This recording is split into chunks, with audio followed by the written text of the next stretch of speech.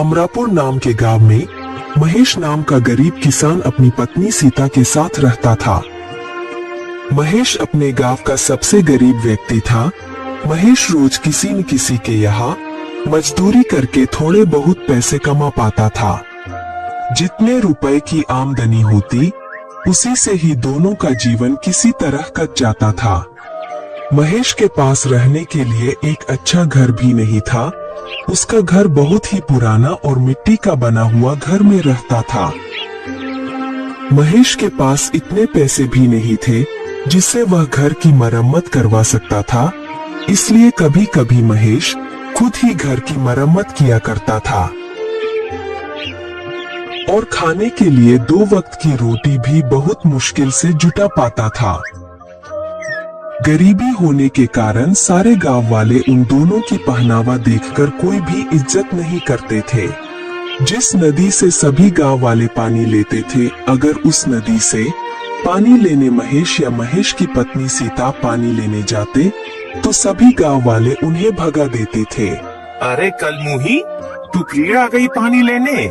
गलती से भी अपना मटके में पानी भरने की कोशिश मत करना। रुक, हमें पहले अपना मटका भरने दे, फिर हमें यहाँ से जाने के बाद तुम अपना मटका भरना, समझी ना? सीता चुपचाप सारी बातें सुनती है और किसी को कुछ नहीं कहती है। सारी औरतों के चले जाने के बाद सीता उदास मन से मटके में पानी भरती है।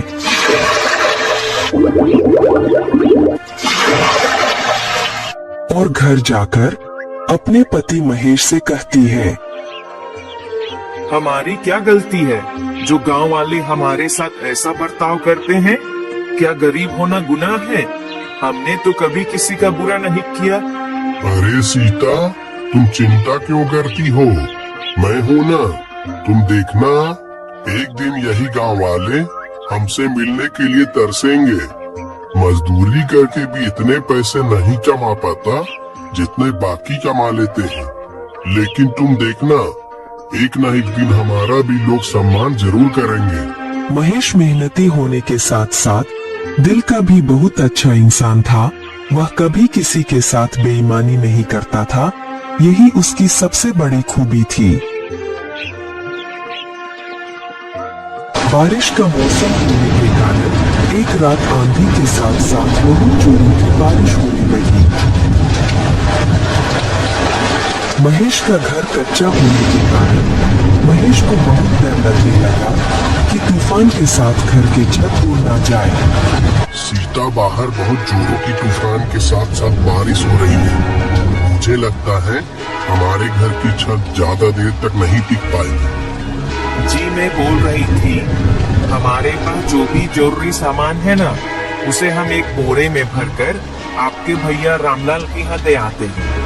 हाँ हाँ, तुम सही बोल रही हो। चलो जल्दी जल्दी हमारी जरूरत के सामान को एक बोरे में भर देते हैं, फिर भैया के यहाँ चलेंगे। महेश और उसकी पत्नी कुछ जरूरी सामान को एक बोरे में भरकर कुछ दूर अपने भाई के घर जाने लगते हैं।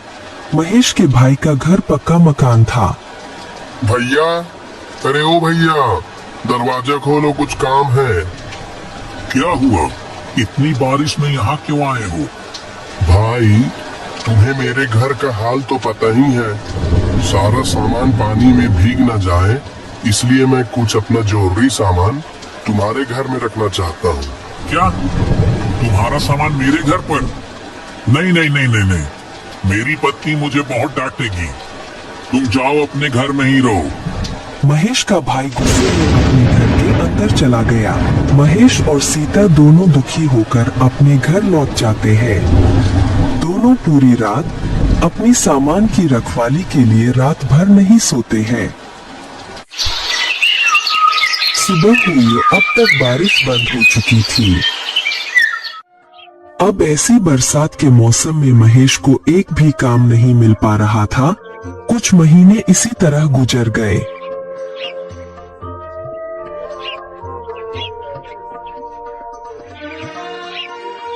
एक बार महेश के गांव में कुछ अमीर व्यक्तियों ने एक सप्ताह गांव में मेला लगवाया। सभी अमीर व्यापारियों ने अपने अपने गाड़ी में मेला देखने आए।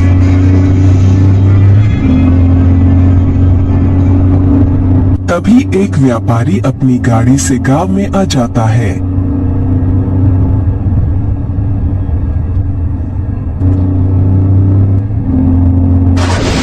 तभी अचानक जोर जोर से बारिश होने लगती है। रास्ता गीला होने के कारण उस व्यापारी की गाड़ी कीचड़ में फंस जाती है। उसने उस गाड़ी को निकालने की बहुत कोशिश की, पर वह बहुत कोशिश करने के बाद भी व्यापारी की गाड़ी कीचड़ से नहीं निकल रही थी। साथ ही साथ बारिश भी बहुत तेज हो रही थी। अरे धत तेरी की, अभी ही मेरी गाड़ी को फंसना था क्या? ऊपर से इतनी जोरों की बारिश हो रही है। तभी वहाँ से कुछ गांव वाले गुजर रहे थे। व्यापारी ने उनसे मदद मांगी। अरे भाइयों भाइयों, सुनो सुनो सुनो, मेरी गाड़ी कीचड़ में फंस गई है। क्या आप मेरी गाड़ी को निकालने में मदद करोगे प्लीज? नहीं नहीं नहीं नहीं नहीं, बारिश बहुत तेज हो रही है। इतनी बारिश में हम क्या मदद करेंगे भाई? नहीं नहीं नहीं, हमसे तो नहीं होगा। तुम किसी और को देख लो, हम लोग चलते हैं। ऐसा कहकर वे दोनों वहाँ से चले जाते हैं। लगातार बारिश हो रही थी। व्यापारी सभी को आवाज लगाकर बुला रहा था। भाइयों मेरी मदद करो, मेरी मदद करो। अरे भाई कोई है क्या आसपास? मेरी गाड़ी कीचड़ में फंस गई है, इसे निकालने में मेरी मदद करो। भाइयों मेरी मदद करो। लेकिन सभी गांव वाले उसकी मदद करने से इनकार कर रहे थे।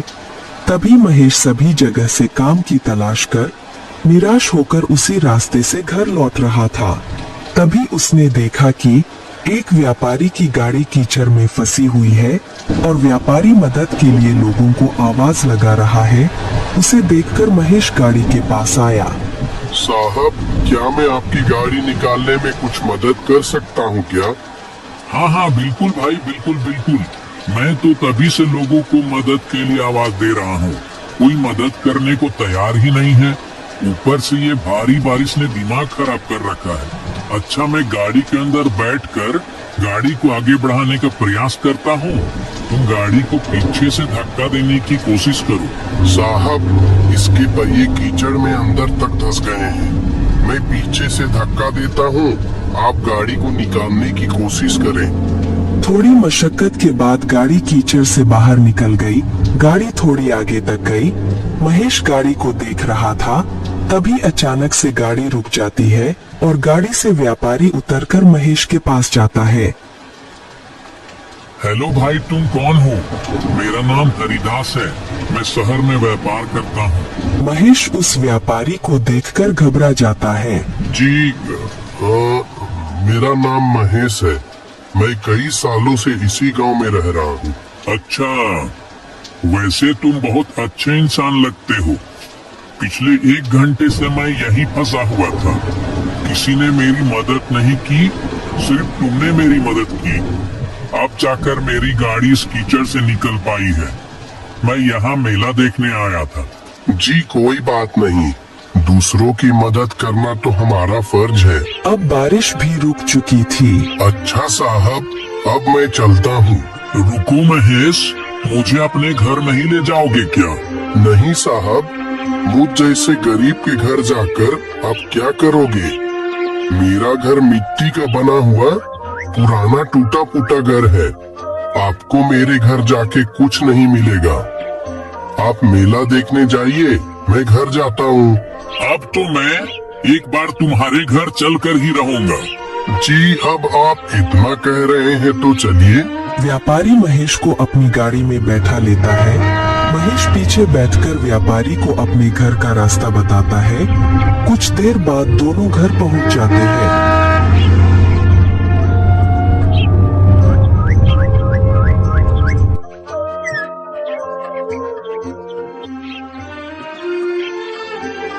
सीता, अरे ओ सीता, हमारे घर साहब आए हैं, उनका स्वागत नहीं करोगी क्या?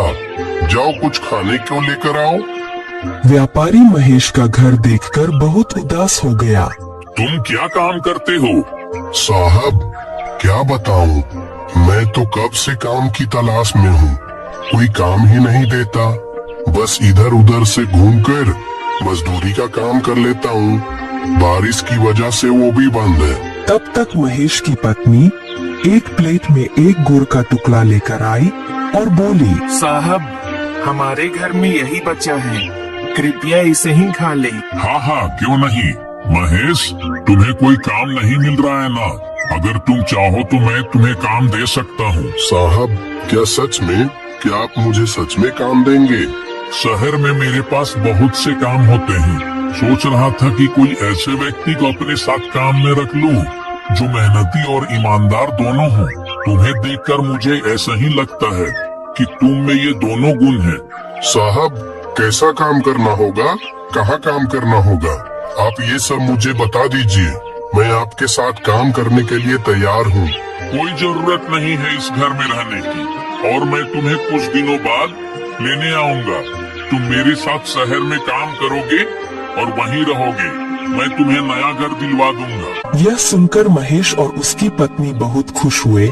महेश ने गांव में घूम घूम कर इस खुशी को पूरे गांव में बताया, पर गांव वालों को उसकी बातों पर विश्वास नहीं हो रहा था। कुछ दिन बाद व्यापारी अपनी गाड़ी से महेश के घर आया। महेश, सारा सामान तैयार है ना?